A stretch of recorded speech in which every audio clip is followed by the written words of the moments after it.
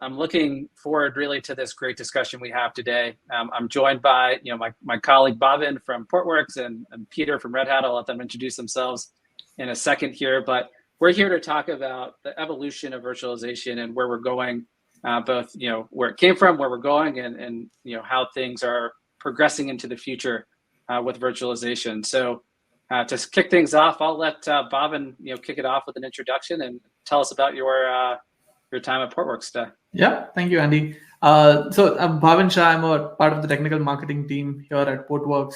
I've been focused on early in my career, I did a lot of virtualization, moved to hybrid cloud deployments with working with partners like AWS and Azure, and then eventually onto Kubernetes. So I'm really excited about this conversation where we're going to talk about not just containers, but also virtual machines and how we bring them together. So looking forward to this discussion. Thank you very much. And Peter, how about yourself? Thanks. I'm Peter Lauterbach. I'm one of the product managers here on the OpenShift team at Red Hat. I've actually been in the virtualization space since the early formative days and when people were making VMs out of text files. I also have a fairly deep background in storage and scale, and probably way too much enterprise storage background as well. Well, welcome to both of you. And I'd be remiss if I didn't introduce myself as well. Andy Gower. I'm hosting today's podcast or today's webinar, I should say. I'm the head of partner marketing at Portworx and delighted to drive this discussion with the team today. Let's start by going back to where we came from. And I want to kick off with a question, maybe starting with you, Peter. Can you talk a little bit about what we're seeing customers go through and really the evolution of that virtualization space from where we came from to where we are today? Yeah, there's been a couple of changes, some more larger than others, more recent. Some are technical, some are more business related. But early in the day, there were lots of choices. Right, you could use vSphere, you could use KVM, you could use Hyper-V. There's been a fair amount of consolidation. Actually, for a short period of time, hyperconverged was all the rage, and everybody had an offering for that too. But we've seemed to have moved past that, and we're really now in this space where there's really two kind of streams happening at companies that we talk to. One is they've got a very large real estate of existing legacy and traditional virtualization. Those applications actually run the business. Yep. They're looking for alternatives there. And then many of the customers that we also talk to, especially on the OpenShift side, are doing a whole bunch of cloud native, which is applications that not only have to run on-prem, but also in the public cloud. And then there's actually sort of a suite, and I guess we'll talk about it in a little bit, a set of applications, actually the mix of both worlds, right? Mm-hmm. Or maybe it's a container-based, front end to an application that's talking to a database somewhere inside the customer's infrastructure. So it really is a very diverse set of deployments. Yeah, and I know, Bhavin, you said you've been kind of front and center with this evolution as well, coming from VMware space days into container days. What have you seen in this evolution as we move from traditional to modern in the VM space? Yeah, I think from my experience, right, I'm trying to draw parallels from my professional experiences.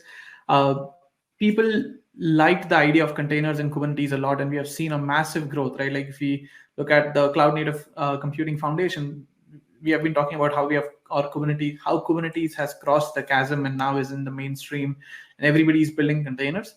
But if you actually talk to customers, right, as Peter said, majority of their revenue generating applications are still running on virtual machines. So we'll obviously not get rid of virtual machines.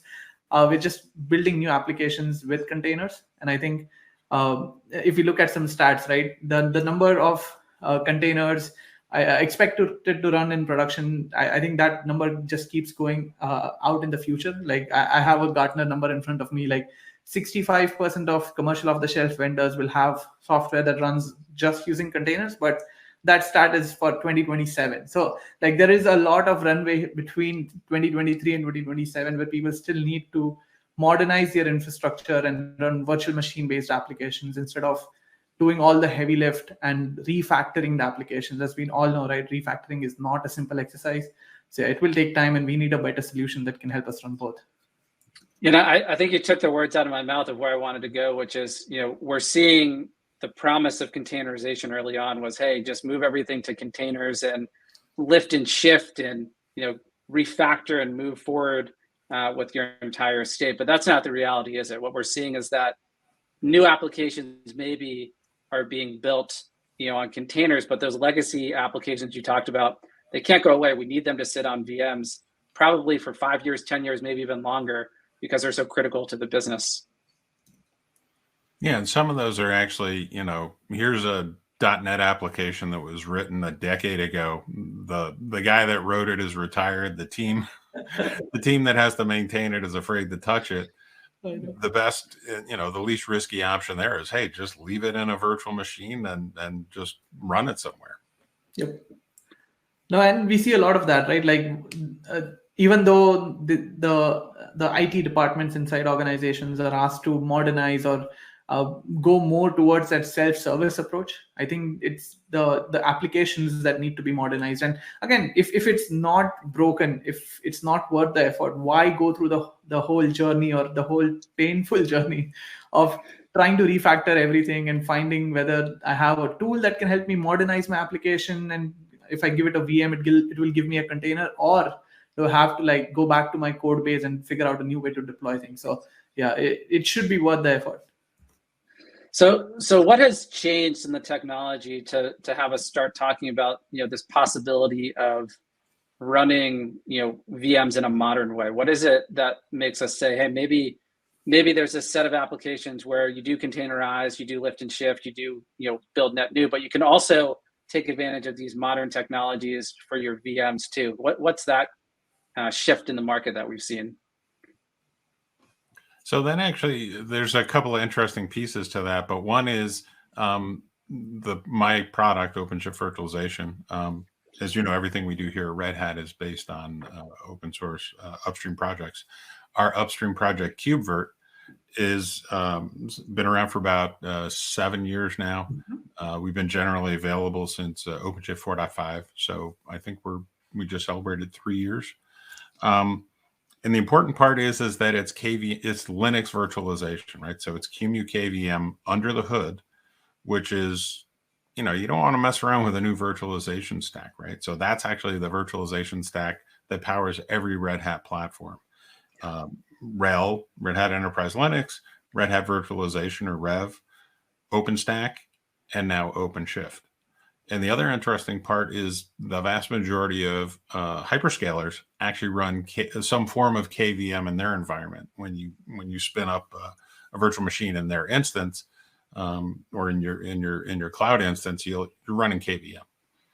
What's new and different though is the ability to actually within an OpenShift, which is Kubernetes, within an OpenShift cluster, is actually declaratively spin up a virtual machine that is a good citizen of the OpenShift platform. So it gets its storage from a CSI provisioner. It gets its networking from a CNI compatible network, whether the one that comes with OpenShift or a different one. And it does all of the things that you would expect a virtual machine to do. In fact, in some ways, it's kind of undramatic, right? Which is, how many CPUs do you want? How much memory do you want? How many disks do you want? And what OS do you want to run, right? And there's a couple of things that we do to make it easier, right? Which is you can actually store images in the registry. We automatically download cloud-based images for RHEL. So there is a modern component to this where we make self-service and automation very available for virtual machines. But once you actually crack the virtual machine open and look at it, it looks like just like a KVM VM that you're running on another platform. I know, and I think that was the one big wow moment for me, right? Learning more about KubeVirt last year, having not known about it before, it was like, oh, is this brand new? It's not even 1.0 yet.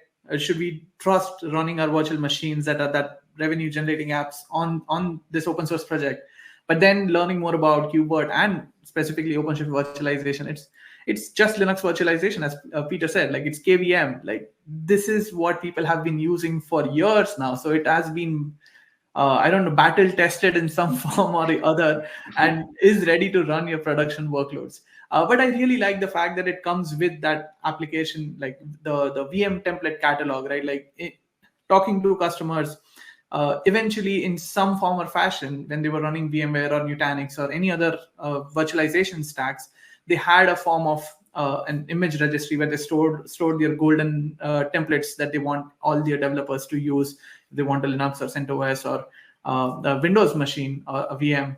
I think having that functionality built into OpenShift with these validated or supported images published by Red Hat, I think that just makes it easier for people to consume things or have confidence that, okay, if they try this out, if they POC this, or if they commit to running OpenShift virtualization, they will get the same or similar features that they need to solve their business challenges.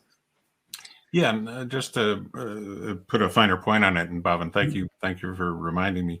So I'm also product manager for Red Hat Virtualization, which is our traditional product, and I've got customers running banks, airlines, and manufacturing floors, right? So if that's not business critical, I don't know what it is. But the other cool thing, and most people don't know this, but if you deploy an OpenShift cluster on bare metal, and you've got the right storage class set up, we will actually automatically download, hey, we found RHEL 8, RHEL 9 images, and update the templates.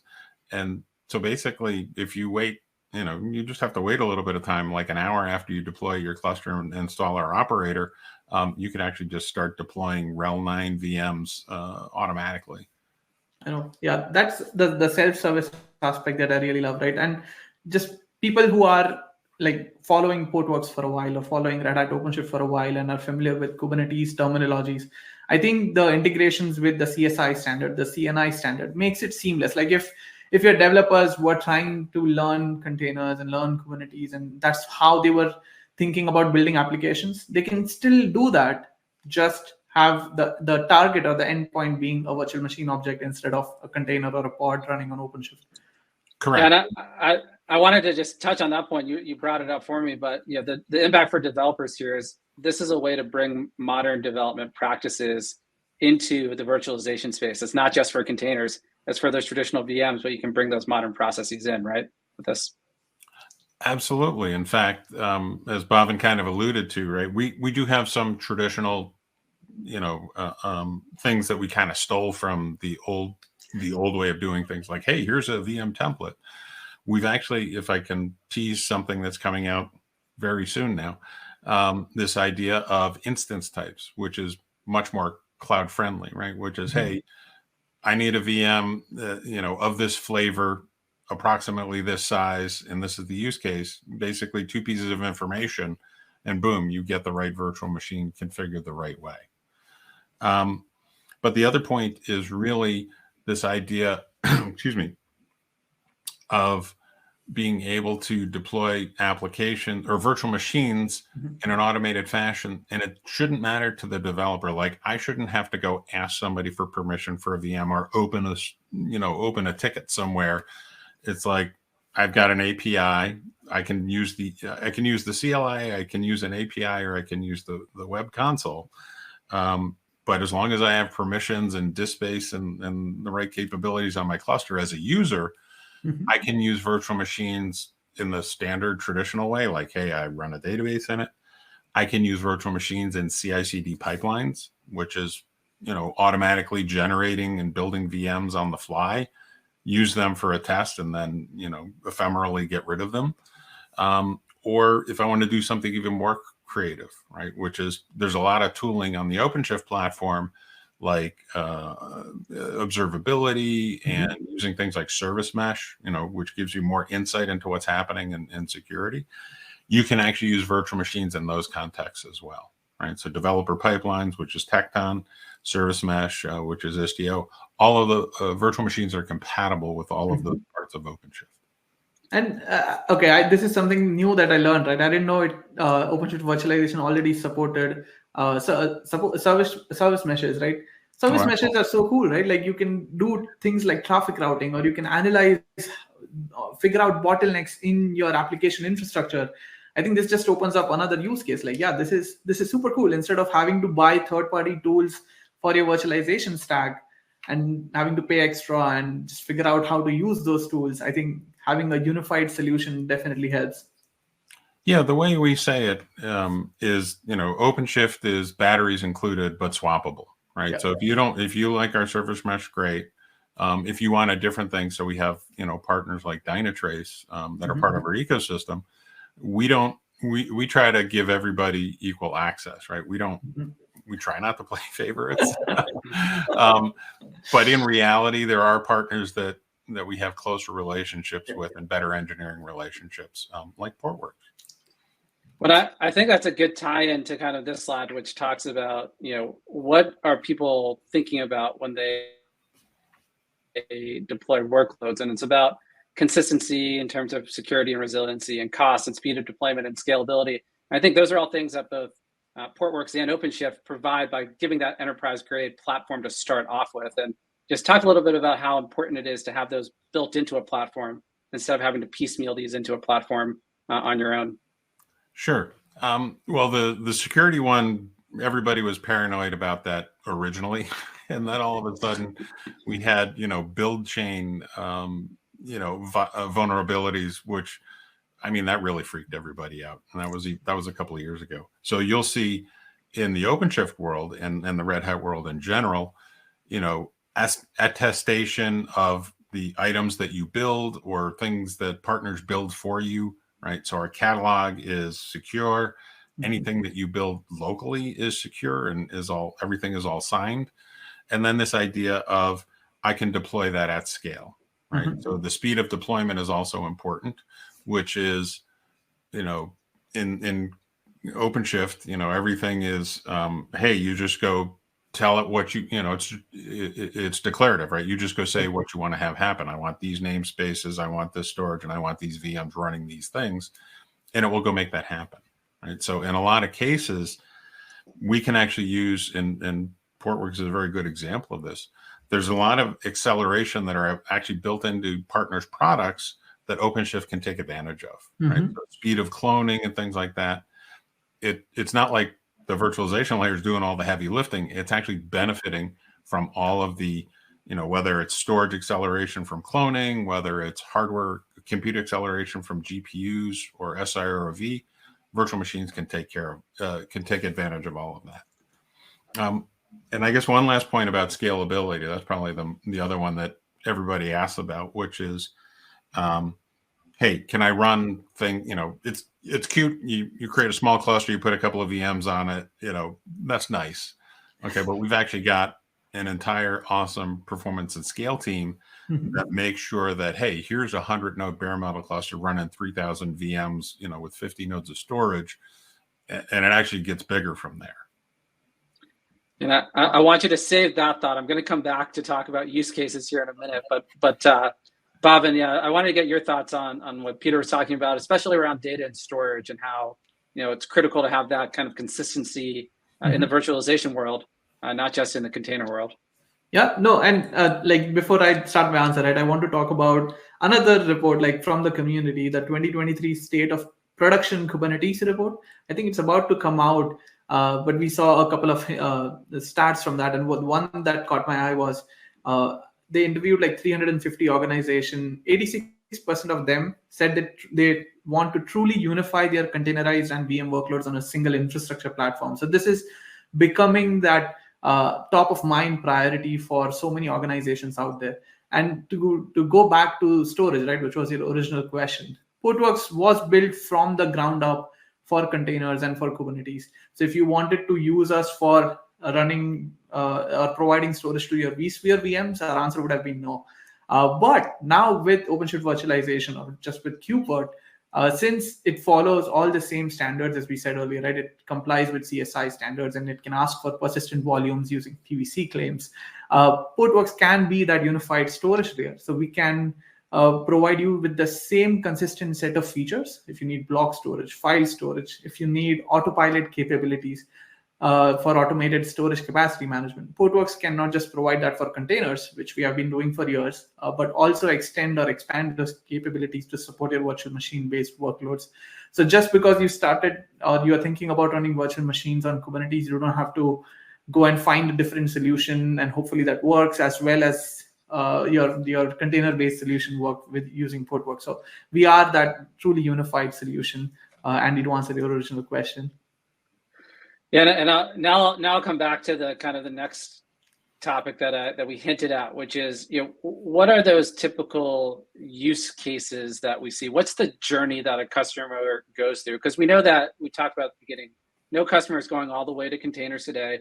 No customers, sticking 100% with virtualization.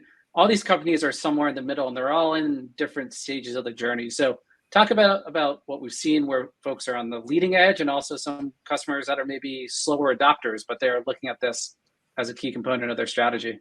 I'll start with you on this one, Peter. Sure.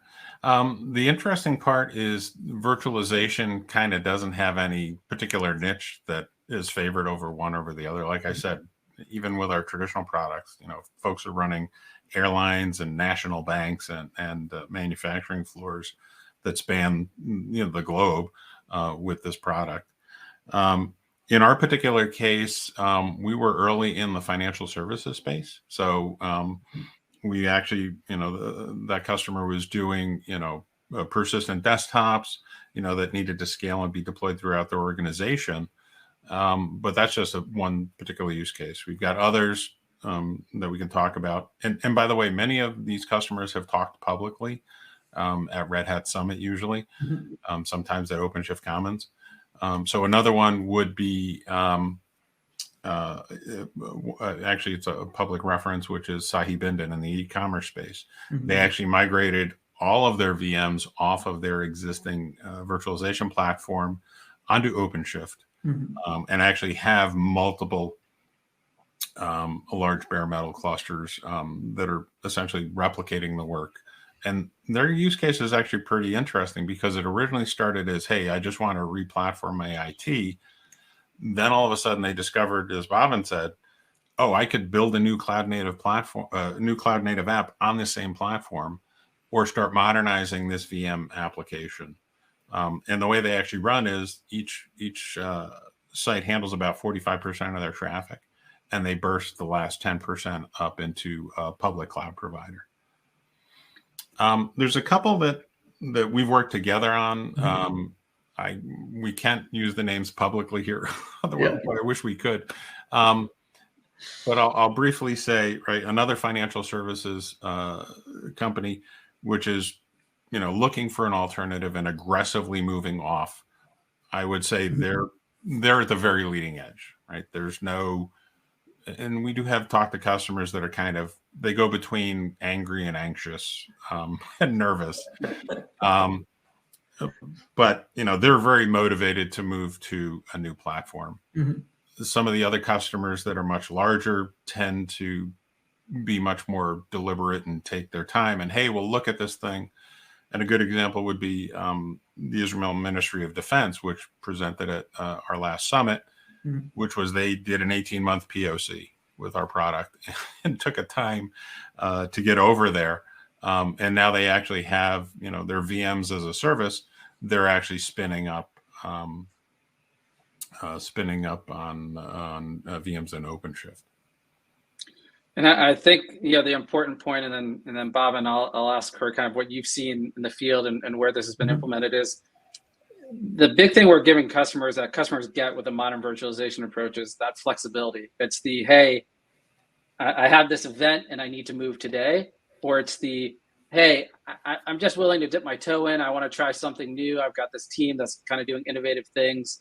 We want to try that in this little pocket, but it really allows you to move at the speed you want to move within the OpenShift world, and not have to commit fully to VMs or containers. You get to go at your own pace. Talk about what you've seen with customers who've started this journey. So as Peter alluded, right, like there are customers and prospects that are on that anxious to angry journey about, and they're experimenting with OpenShift virtualization as maybe an alternative. So there are people that are or companies that are going head first, like, okay, I need to replace my estate and I'm looking for a solution. Maybe in 6 months I'll be completely switched over to OpenShift virtualization. And then there are conversations that I've been having at trade shows, right? Like, for example, this year they might not get as much budget as they did last year, so they're looking for other options, right? How can they get the most bang for their buck? If they're not going to renew all of their licenses from their traditional stack, how can they use some of that money with some of that reduced budget and figure out a way to still support all the application teams that they did, but then do it in an efficient way? And this goes back to having that unified stack, right? You're not investing in two different stacks. Having one single stack to run all kinds of applications definitely helps you use your money wisely. And this is like the next customer I'm talking about is not running OpenShift virtualization right now, but they have over the years, right, being in OpenShift and Portworx customers, they have figured out they have built internal development platforms or IDPs. It's not based on Backstage. This is something homegrown. But whenever a new developer joins the team, right, they can just request for a namespace as a service. And then a different customer has done like a small cluster as a service. So it's no longer going back to the good old days where you had to like open up tickets and wait for somebody to provision your storage and make sure all the VLANs or networks are properly mapped and give you compute capacity. Now organizations have modernized enough that they can make everything self-service. So having that unified stack definitely helps with that approach as well, right? Like if I'm a developer who has never used containers, I want to write my code and eventually deploy it on a virtual machine, the same automation should work for them as well. So I think it's early. Like I wouldn't say like just this is my personal opinion, that it's not something that has crossed the chasm, but it's heavily going towards that direction. And you alluded to this at the end there, but there's a good chunk of people where Kubernetes is still it's scary, it's new, it's a tough technology to adopt. It's something that is a big leap from what we have known traditionally. Help me assuage their fears a little bit. Talk about how modern virtualization is that easy on ramp to the future without having to completely start from square zero. Yeah, and some of those things that we love to demo are exactly that, right? Hey, here's some new cool stuff: declarative, self-healing. Just check code into a repository and VM starts showing up somewhere. But in reality, and Bhavin, you and I have talked about this in the past, there's some basic table stakes you need to do for VMs, which is I need to protect my data, right? I got to back it up and restore it, and God forbid. Actually, let me say one other thing. A lot of the rules for building distributed applications don't go away just because you're using OpenShift and Kubernetes, right? In fact, they become slightly more important, right? So how big, blast radius, how big do I make my clusters? How often, I need an RPO and an RTO of this type of thing for this business critical application. Those still apply, right? So I have an application that runs my business. And if my data center turns into a smoke, and gets flooded or whatever happens, how do I run that application somewhere else, right? So the things that I think that Bhavin's talked about, but I actually want to highlight is getting storage is the simple part, right? The big part of enterprise storage is data protection and disaster recovery, and you got to be able to not only do that once or twice. You got to do it regularly, you got to do it consistently, and you have to do it at scale. And Portworx absolutely has done that for OpenShift and OpenShift virtualization. And Bhavin, I'll pop this slide up and let you talk a little more into that. What is it that Portworx is doing specifically with Red Hat to give that better together story for modern virtualization? Yeah, so I really love this slide, right, that we usually use in our presentations. So Portworx, being that cloud native storage layer, doesn't depend on any kind of infrastructure or any kind of specific hardware. So even though we love to work with pure storage arrays, if you have anything else from the ecosystem, if you are running on bare metal nodes or even in the cloud with bare metal instances, Portworx can run on top of your OpenShift clusters itself and give you all these capabilities. So it makes you truly platform and infrastructure agnostic. But then, as Peter said, right, like there are table stakes. Like, okay, you need to give your developers some form of storage, and that's easy. The day two operations is when it becomes really critical, and that's where whenever we are talking to virtualization admins, things like vMotion that just made sense to them. Everybody had that aha moment when they first started with VMware of just VMs moving between nodes in the cluster by a click off a button. I think that's the first thing I looked for when I was trying OpenShift virtualization. Like, does it give me live migration? And yes, it does. Like you go to the OpenShift web console, you select the VM and you hit a button and it just moves between nodes. And because of Portworx, what we can enable is you can move that across failure domains, right? Across racks, across data centers, across availability zones if you're doing this in the cloud. So you can live migrate your virtual machines between these different fault domains that you have created for yourselves. High availability, right? If a node fails or an AZ fails, what happens then? What happens to your virtual machines? If you're familiar with how vSphere works, right? It just gets restarted on a different node in your cluster.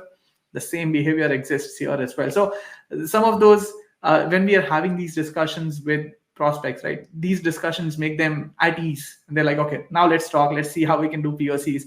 One other thing like that jumps out to me is the synchronous and asynchronous disaster recovery. Nobody goes into production without having a DR solution. Like you need to have a plan on how you will bring your applications back up in case of a disaster event. We all saw crazy videos of New York City getting flooded a few weeks back. And yeah, I wouldn't want to have like a basement data center or racks at the ground level. So how do you deal with or plan for scenarios like that, right? And having Portworx running with OpenShift virtualization definitely helps you build that async, or even a 3 data center infrastructure where you can do sync across different or across your same region clusters, and then you can have an asynchronous copy as well. So like maybe New York City to Jersey City, and then have one third location or a tertiary location sitting in Texas or California where you can bring your applications online. So I know we're pushing up at the end of our conversation here. I want to leave time for some closing thoughts. We've talked about a lot of things today. We talked about the role of modern virtualization, the things we can get with a modern virtualization platform from OpenShift, and what Portworx brings to the table.